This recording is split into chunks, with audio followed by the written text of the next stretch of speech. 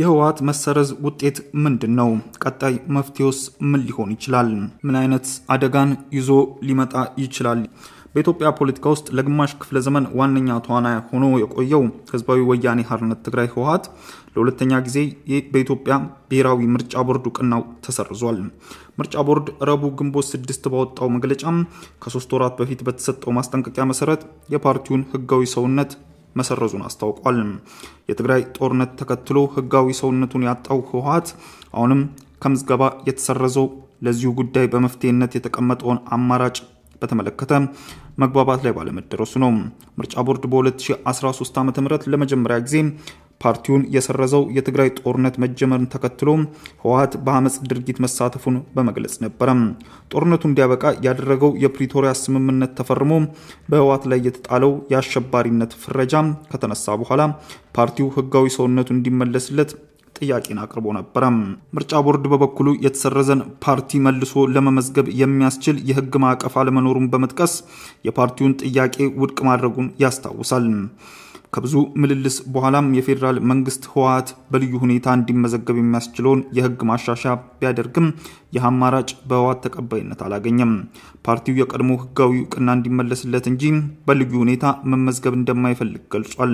ይህ ክርክር እንዳለ ፓርቲው ከአዋጅ ማሻሻያው በኋላ ባቀረበው ጥያቄ መሰረት ምርጫ ቦርድ ህወሓትን በልዩ ሁኔታ መዝግቦ የምስክር ወረቀት መስጠቱን አስታውቋል።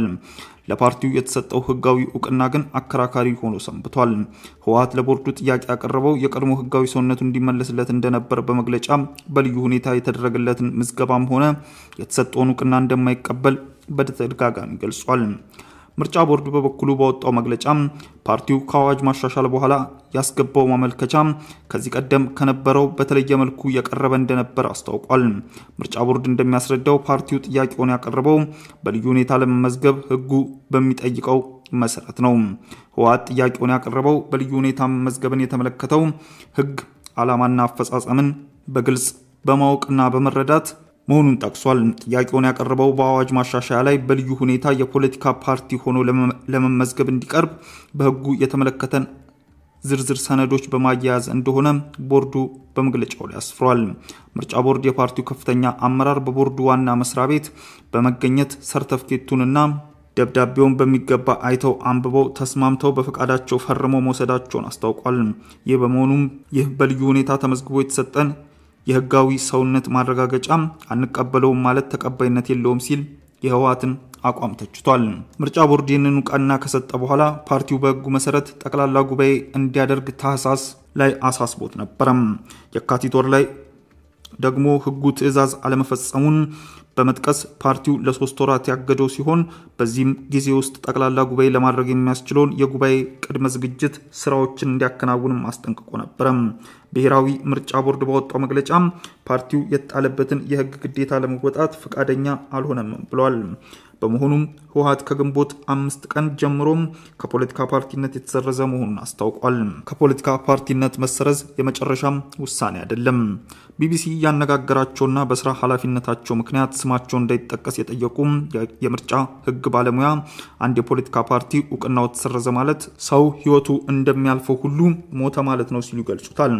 በ2011 ዓ.ም በወጣው የኢትዮጵያ የምርጫ ፖለቲካ ፓርቲዎች ምዝገባና የምርጫ ስነ ምግባር አዋጅ ፖለቲካ ፓርቲዎች በ3 መንገዶች ሊሰረዙ እንደሚችሉ ደንግጓል። አዋጁ ከሚዘረዝራቸው ሁኔታዎች መካከል ፖለቲካ ፓርቲው በራሱ ፍቃድ ከምዝገባ እንዲሰረዝ ሲጠይቅና ምርጫ ቦርድ ሲወስን የሚሉት ይገኙበታል።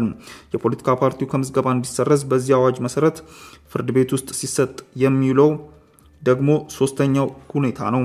ያሁኑን ጨምሮ ለ2 ጊዜያት ህጋዊ ሰውነቱን ያጣው ህወሓት ሁለቱንም ጊዜ ከምዝገባው ያሰረዘው በምርጫ ቦርድ ውሳኔ ነው። የምርጫ ህግ ባለሙያው ህወሓት አሁንም የተሰረዘበት ምክንያት በአዋጁና በፖለቲካ መተዳደሪያ ደንብ መሰረት ጠቅላላ ጉባኤ ማካሄድ ስላልቻለ ነው ሲሉ ያብራራሉ። የድርጊት አዋጁንና የፖለቲካ ፓርቲውን መተዳደሪያ ደንብ የሚጥስ መሆኑን ይጠቅሳሉ። ይሁን እንጂ ምርጫ ቦርድ ፓርቲውን በመሰረዝ የወሰደው እርምጃ የመጨረሻ ውሳኔ እንዳልሆነ ያስረዳሉ። የፖለቲካ ፓርቲዎች በምርጫ ቦርድ ውሳኔ ሊሰረዙ የሚችሉባቸው ምክንያቶች የሚዘረዝረው የአዋጁ ክፍል ፓርቲው ውሳኔውን የመቃወም መብት እንዳለውም ደንግጓል። ቦርዱ ያሳለፈውን ውሳኔ የመቃወም የፖለቲካ ፓርቲ ለፌዴራል ከፍተኛ ፍርድ ቤት ይግባኝ አቤቱታ ማቅረብ መብት እንዳለው በሕጉ ላይ ሰፍሯል። ይህ ይግባኝ መቅረብ ያለበት ፓርቲው ውሳኔውን በደረሰው 30 ቀናት ውስጥ እንደሆነም አዋጁ ያስረዳል። ባለሙያው በዋናውም ሆነ በመሻሻያው አዋጅ የምርጫ ቦርድ አስተዳደራዊ ውሳኔዎች ሁሌም ለከፍተኛ ፍርድ ቤት የሚቀርቡ አስተዳደራዊ ውሳኔዎች ናቸው ሲሉም ይህንን የሕግ ክፍል ያብራራሉ። ይሁንና በ30 ቀናት ውስጥ አቤቱታው የማይቀርብ ከሆነ ፓርቲው ጉዳዩን እንደተወው እንደሚቆጠር እንዲሁም በይርጋ ምክንያት በፍርድ ቤት ተቀባይነት እንደማያገኝ ይገልጻል። መፍትሄው ምንድነው?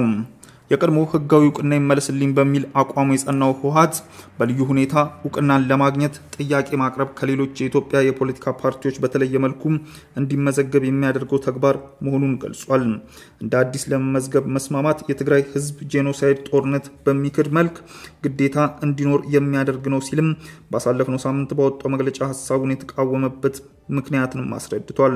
ህወሓት በመግለጫው የፓርቲውን ነባራዊ ሁኔታ ዕውቅና የመመለስ ጉዳይ በዋነኝነት የፖለቲካ ውሳኔ እንጂ የሚከለክል ህግ አለመኖሩን ጠቅሷል። ብሔራዊ ምርጫ ቦርድም በህግ ሽፋን በመተማመን የሚሸረሸር ፖለቲካዊ አቋምን ቀጥሎበታል ሲል ወቅሷል። ምርጫ ቦርድ የምዝገባ ህግን ጥላ መከታ አድርጎ እየሄደበት ያለው የፖለቲካ ጨዋታን ትቶ ቅንነት የተሞላበት ተግባሩን በመፈጸም ነባሩን ህጋዊ የዕውቅና ሰርተፊኬት እንዲሰጥም ጠይቋል። ቢቢሲ ያነጋገራቸው የምርጫ ህግ ባለሙያ የፖለቲካ ፍትጊያ ነው እንጂ በህጋዊ አሰራር ምርጫ ቦርድ የሚጠበቅበትን ጠብቆ እየሰራ ነው ሲሉም ይገልጻሉ። ምርጫ ቦርድ የሚሰራው ቴክኒካዊ ስራ ነው። ቴክኒክ ሲባል ህግ አለ፣ ህግ ከሌለ ህግ ይወጣል፣ በህጉ መሰረትም ይፈጸማል በማለት ይከራከራሉ። ውድ ተመልካቾቻችን በዕለታዊው የዛሬ ውሎ ፕሮግራማችን ይዘንላችሁ የቀረብናቸው ዋና መረጃዎች እነዚህ ነበሩ። ከፕሮግራም ጋር አብሬያችሁ ቆይታ ያደረኩት እኔ አብዲስ አደፋር ነበርኩ። ከሌሎች የኬሎ ሚዲያ ፕሮግራሞች ጋር መልካም ቆይታ